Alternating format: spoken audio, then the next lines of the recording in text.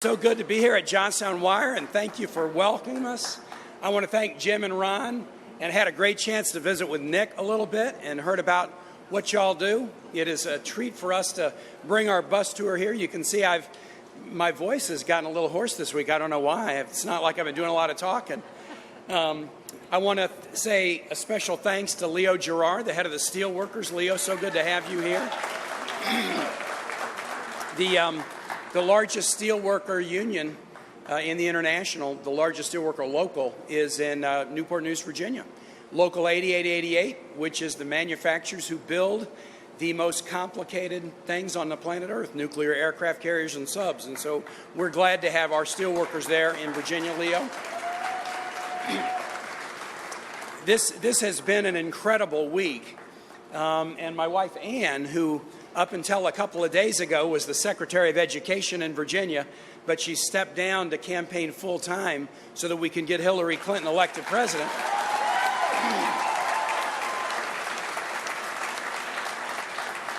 The week has been amazing, and I'm just really humbled and honored to be part of this ticket. Being asked by a public servant who is as superb as Hillary Clinton to join her on this ticket and to do good things for the economy, to grow it so that all benefit, to make us strong in the world with stronger alliances, to build a community of respect, it's deeply humbling.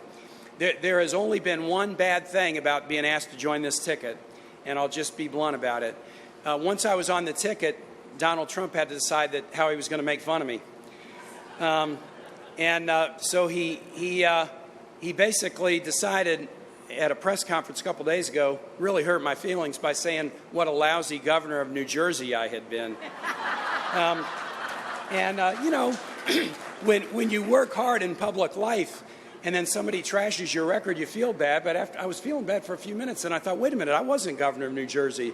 I've never lived in New Jersey. I was governor of Virginia. So then I started to feel better. You got to give the guy a break. He's new at this. He's still getting the briefing memos about 50 states, and New Jersey's different than Virginia. So give him time, I guess. Give him time. Well, look, I took this nomination a couple of days ago, and I talked about my own background, which makes me feel proud to be here. I was talking to Jim and Ron and Nick as we came in. I grew up in Kansas City, and my dad ran an ironworker organized ironworking and welding shop in the stockyards of Kansas City. My mom was his best salesman. My brothers and I worked in a manufacturing business that is pretty similar to this, except a whole lot smaller. 5 employees plus family in a bad year, 8 employees plus family in a good year. But I know the deep importance of manufacturing, the deep importance of cooperation between management and union labor, and that's why I'm so glad to come here today. And we're on this tour so that we can talk about the American economy, to talk about manufacturing, to talk about the way to grow jobs and make sure that everybody benefits from our economic growth, not just a few. And that's why I admire Hillary so very, very much.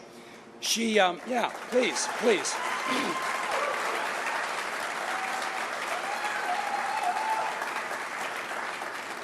Hillary also grew up in a small business family. You know, we were comparing notes. The businesses were different, but one thing's the same. If you grew up in a small business family, you know, everybody, it's all hands on deck, just like this campaign. Everybody comes down and the kids come down. If you got to get an order out, or if it's a holiday or a weekend and something is needed, everybody gets pressed into service. And she learned those same values growing up in her family in suburban Chicago, and she's been living them for her entire career. And she's got just about the best life partner that you could imagine if you're trying to serve others. Please give a great round of applause to President Clinton.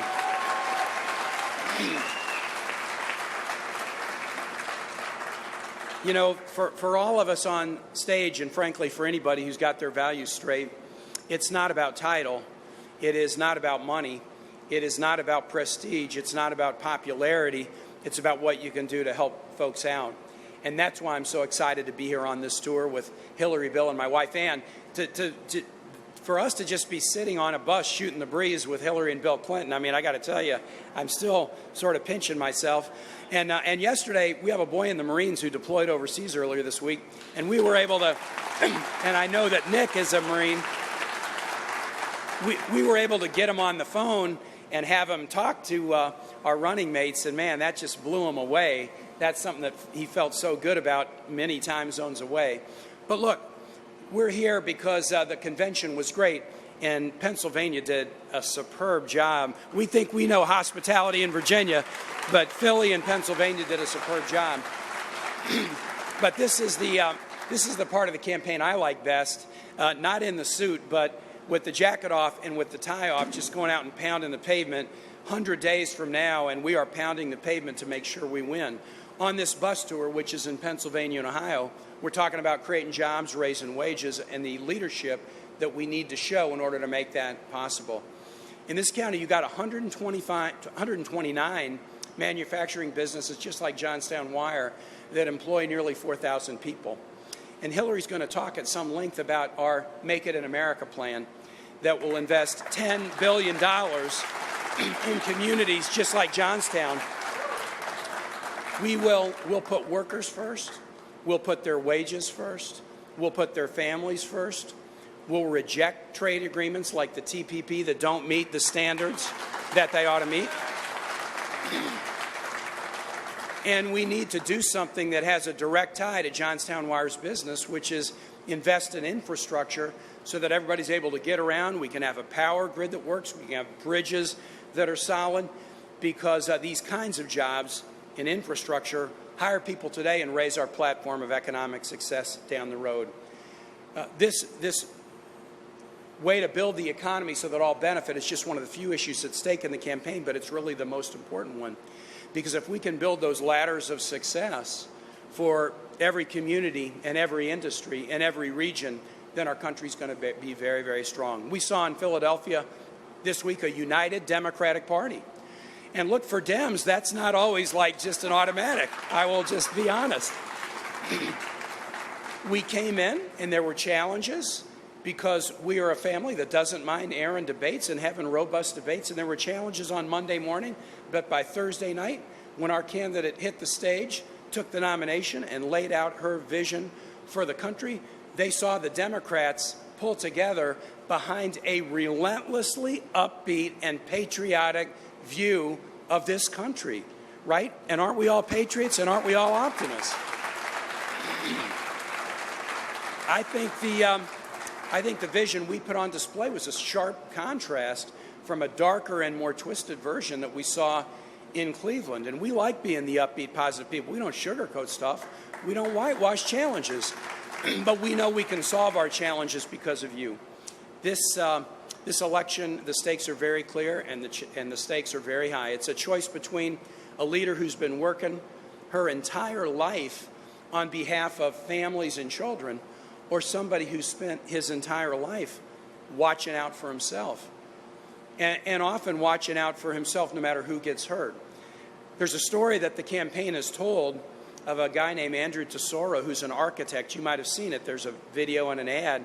And the reason we mention him, he lives in New York, but he's been teaching over at Carnegie Mellon, so that's why I wanted to mention him. Donald Trump hired him as an architect to design a clubhouse for one of his golf courses. That was a huge honor to him. He believed Donald Trump. He believed he could do good work for him, and he did. He honored his part of the bargain. He designed and they built this clubhouse in this very nice place. But as he so often does, Donald decided, hey, I can stiff this guy. And he even told him, you know what, because you're a nice guy, I'll pay you half. You know, if he didn't like him, he was going to pay him less than that. And Andrew couldn't hire the phalanx of lawyers to go after a big machine like the Trump machine. And so I guess he figured, well, I guess probably can't go after him, so maybe I'll have to settle for half. But after he did that, Trump had second thoughts about paying him half.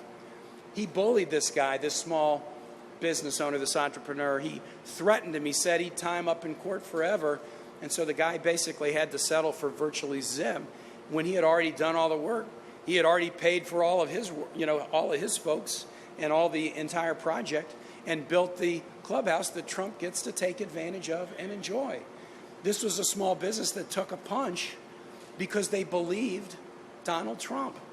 So when it comes to Trump, there are just too many stories like that. I talked about it at the convention the other night. So many people, when they believed in him, they found out they got stiffed. And now he's still saying, hey, folks, believe me. we've got a candidate who respects you enough to lay out a plan. Here's what I'll do, and here's how I'll do it. And I thought one of the best lines that Hillary said the other night was, I've got details, but remember, if it's about your own kid or it's about your own business, it's not a detail, it's a big deal. And you ought to have to tell people what you're going to do. But Trump just says, look, believe me, trust me, and we'd be fools to do it. I can't help but thinking what would have happened if my dad's business had been trying to do work with 7 or 8 employees for a guy like Trump who just felt like he could use them and then just kick them aside. I wouldn't have had the opportunities I have today had my dad dealt with people like that when he was running his ironworking shop. So the last thing I'll say before I bring up the Secretary is this. Virginia and Pennsylvania share something in common, and that is we call ourselves a commonwealth, not a state. There's 46 states, and there's 4 commonwealths, Kentucky, Penn, Pennsylvania, Mass, and Virginia. Once when I was lieutenant governor, I went to a school, and I talked to a student just about your age, young lady, standing right in front of me. And I was in a classroom, and a little girl asked me, hey, why are we a commonwealth and everybody else is states? And I did what a good politician does who doesn't know the answer. I made something up on the spot.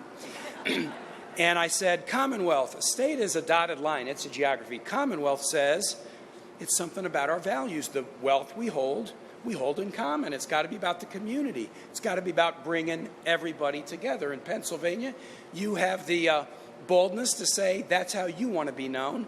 And in Virginia, we have the boldness to say that's how we want to know. And that's our values. The wealth we hold in common. And those are Hillary Clinton's values too. So I'll just ask you this last question and then bring up our next president. I think as far as it goes with the economy, we got a really, really clear choice. And I'll boil it down to this. Johnstown, Pennsylvania, do you want your hired president or your fired president? I mean, I don't think it could be any simpler. We got a your hired president in Hillary Clinton, and I'm so proud to be a running mate, and I'm so proud to bring her up to talk to you. Hillary Clinton, give her a big round.